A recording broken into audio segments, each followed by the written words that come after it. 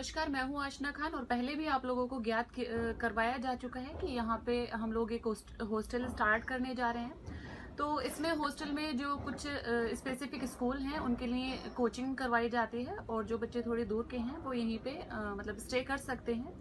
तो इसमें जैसे कि अभी सैनिक है, नवोदय है, तो इन सब स्कूलों के फॉर्म्स निकल चुके हैं। तो इसमें बहुत से पेरेंट्स को नहीं पता होता है कि क्या क्राइटेरिया रहता है, एज क्राइटेरिया क्या है या फिर कौन सी क्लास में एडमिशन ले सकते हैं। तो इसी पे हम थोड़ा सा विस्तार में चर्चा करेंगे आज। आइए देखते हैं। सर, सैनिक स्कूल के फॉर्म निकल चुके हैं, इसमें कौन कौन से डॉक्यूमेंट्स लगेंगे या फिर एज क्राइटेरिया क्या रहेगा? देखिए पेरेंट्स, मैं आपको बताना चाहूँगा कि जैसे सैनिक स्कूल के अभी फॉर्म निकले हुए हैं तो इसमें 6th क्लास और 9th क्लास में बच्चा एडमिशन ले सकता है। जहाँ तक एज क्राइटेरिया की बात है, जो 6th क्लास में बच्चा है वो एडमिशन के समय उसकी एज 10 ईयर्स होनी चाहिए, मतलब 10 से 12 ईयर्स के बीच में उसकी एज होनी चाहिए। ये तो बात रही एज क्राइटेरिया की। और बात जहाँ तक डॉक्यूमेंटेशंस की है, देखिए अगर फॉर एग्जांपल कोई बच्चा शेड्यूल कास्ट से है तो उसका कास्ट सर्टिफिकेट बहुत ज़रूरी है।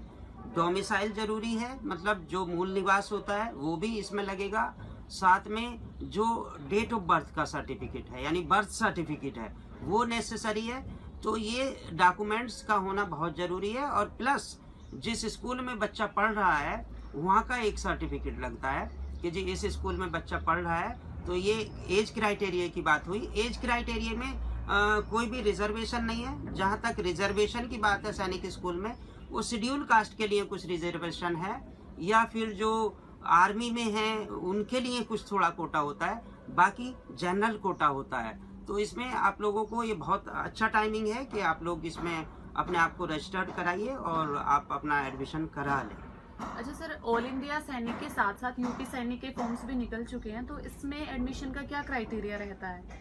देखिए यूपी सैनिक में एक्चुअली जो एडमिशन होता है वो 7th क्लास में और 9th क्लास में होता है। मतलब जैसा हमने अभी बताया मैम आपको कि सैनिक स्कूल में तो होता है 6th क्लास में। अच्छा, इसमें होता दोनों का थोड़ा अलग है। इसमें होता है 7th क्लास में। तो 7th क्लास में जो एज क्राइटेरिया है, पहले थोड़ा वो बताना चाहूँगा। यूपी सैनिक की बात कर रहा हूँ। देखिए जो एज क्राइटेरिया यूपी सैनिक का मैं बता रहा था, 10.5 से 12 के बीच में, यूपी 7th क्लास में होता है एडमिशन यहाँ पे। और जो 9th क्लास की बात है वो 13 से 15 के बीच में उसकी एज होनी ज़रूरी है। इसमें यूपी सैनिक में एक थोड़ी खासियत ये है कि ओबीसी यानी बैकवर्ड क्लास के लिए भी रिजर्वेशन होता है 27%, शेड्यूल कास्ट के लिए भी होता है। और एक बहुत अहम चीज़ ये है कि ये स्टेट लेवल का होता है, मतलब इसमें यूपी के ही बच्चे लिए जाते हैं यूपी सैनिक में। तो इसमें चांसेस बहुत ज़्यादा रहते हैं। तो सर, ये ऑल इंडिया और यूपी सैनिक के अलावा नवोदय के भी फॉर्म निकल चुके हैं, तो इसमें एडमिशन की क्या प्रोसेस रहती है? देखिए नवोदय के अभी अभी फॉर्म निकले हैं जो आप लोग देख भी रहे होंगे वेबसाइट पे। तो नवोदय का जहाँ तक सवाल है वो डिस्ट्रिक्ट लेवल का एक एग्ज़ाम होता है।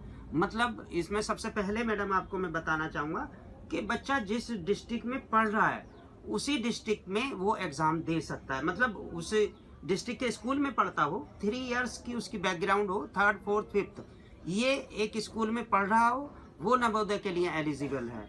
जहाँ तक एज क्राइटेरिया का सवाल है, इसमें 9 to 12 मतलब 1 वर्ष की छूट है। 9 वर्ष से 12 वर्ष के बीच में बच्चा एग्ज़ाम दे सकता है। अब ये नवोदय जो है, देखिए ये एक तरह से बिल्कुल फ्री ऑफ कॉस्ट होता है। इसमें सब कुछ सेंट्रल गवर्नमेंट एफर्ट करती है। तो इसका डिस्ट्रिक्ट लेवल पे टेस्ट होता है। इसमें जो सीट्स हैं अप्रोक्सीमेटली 80 सीट्स होती हैं। रिजर्वेशन इसमें भी सेम है, जैसे कि इसमें शेड्यूल कास्ट और एससी कास्ट बैकवर्ड क्लासेस के लिए थोड़ा रिजर्वेशन होता है। जहाँ तक बात रही इसमें एडमिशन की, तो इसमें एक्चुअली जो तैयारी हम लोग कराते हैं एडमिशन के लिए, वो इसमें 50% तो रीजनिंग होता है, 25% होता है इसमें मैथ और 25% लैंग्वेज में आप चाहे हिंदी ले लीजिए या इंग्लिश ले लीजिए। अब जब टेस्ट होता है उस पर मेरिट के अनुसार ही इसमें एडमिशन होता है नवोदय में। अच्छा, तो सर क्या आप एएमयू की, सैनिक की, नवोदय की, इन सब की कॉमन तैयारी करवाते हैं? देखिए कुछ सब्जेक्ट जैसे कॉमन है, फॉर एग्जांपल हम इंग्लिश पढ़ा रहे हैं तो इंग्लिश कॉमन है। साइंस हम पढ़ा रहे हैं, साइंस कॉमन है। जहाँ तक रीजनिंग की बात है वो सैनिक में होती है रीजनिंग, नवोदय में रीजनिंग होती है। एएमयू जामिया में रीजनिंग नहीं होती है, तो उनकी सेपरेट होती है, या उर्दू होती है जामिया में, या आपके एएमयू में तो उनकी सेपरेट क्लास लगती है। तो इसकी तैयारी कुछ सब्जेक्ट की कॉमन होती है, बाकी अलग अलग तैयारियां होती हैं। और सर हॉस्टल कब से शुरू हो रहे हैं? देखिए, बहुत जल्द हम इसी सत्र से हॉस्टल शुरू करने जा रहे हैं। सबसे अहम चीज़ ये है कि बहुत ही सुंदर, at least the most luxurious hostel of this district we are just going to launch very soon. और इसमें एक बार विजिट जरूर करें। सभी से मेरा ये निवेदन है कि यहाँ पे एडमिशन लेने पे से पहले एक बार हॉस्टल का विजिट कर लें, देख लें कि किस तरह से, कैसे एटमॉस्फेयर में आपका बच्चा यहाँ पे रहने जा रहा है, सीखने जा रहा है। और सर फिलहाल कोचिंग में एडमिशन लेने की क्या प्रोसेस रहेगी? देखिए, जहाँ तक कोचिंग का सवाल है मैडम, कि कोचिंग में एक्चुअली अब इस समय आप ऑनलाइन या ऑफलाइन एडमिशन ले सकते हैं। आप हमारे यहाँ विजिट भी कर सकते हैं, जैसा कि हमने एड्रेस भी बताया आपको, जय गोविंद पब्लिक स्कूल जोया, जो ये सोध ब्रिज दिल्ली रोड पे चलता है, इसके जस्ट बराबर में है सोध ब्रिज के। तो आप आके यहाँ एक बार विजिट कर लीजिए। और जो एडमिशन हम ले रहे हैं बच्चों के, वो एक्चुअली इस समय एडमिशन फॉर्म निकल चुके हैं। अभी भी बहुत सारे पेरेंट्स ऐसे हैं कि जी हम क्या करें, हमारा बच्चा तो कहीं नहीं पढ़ रहा है, तो हम क्या करेंगे। तो अभी बेहतर ये है कि आप एडमिशन करा दीजिए और अपने बच्चे का जो फॉर्म है, जैसे सैनिक का फॉर्म है, उसकी लास्ट डेट 19 नवंबर है, या उसी तरह से आपका नवोदय है, उसकी भी डेट आ गई है। तो इनकी लास्ट डेट से पहले पहले आपका एडमिशन तो होना जरूरी है, तभी आपका बच्चा जो है वो पेपर दे पाएगा, तभी आप एक हॉस्टल में या एक कोचिंग में पढ़ पाएंगे।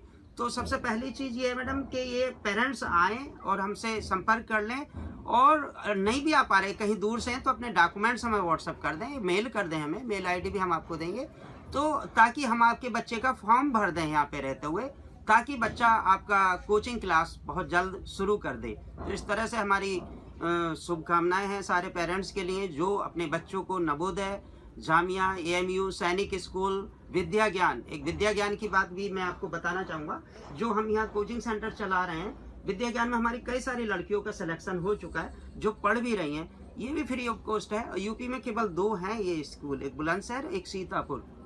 तो यहाँ पे बच्चे को फ्री ऑफ कॉस्ट, मतलब कुछ भी नहीं देना पड़ता है। नवोदय और विद्या ज्ञान, एक 2 इंस्टीट्यूट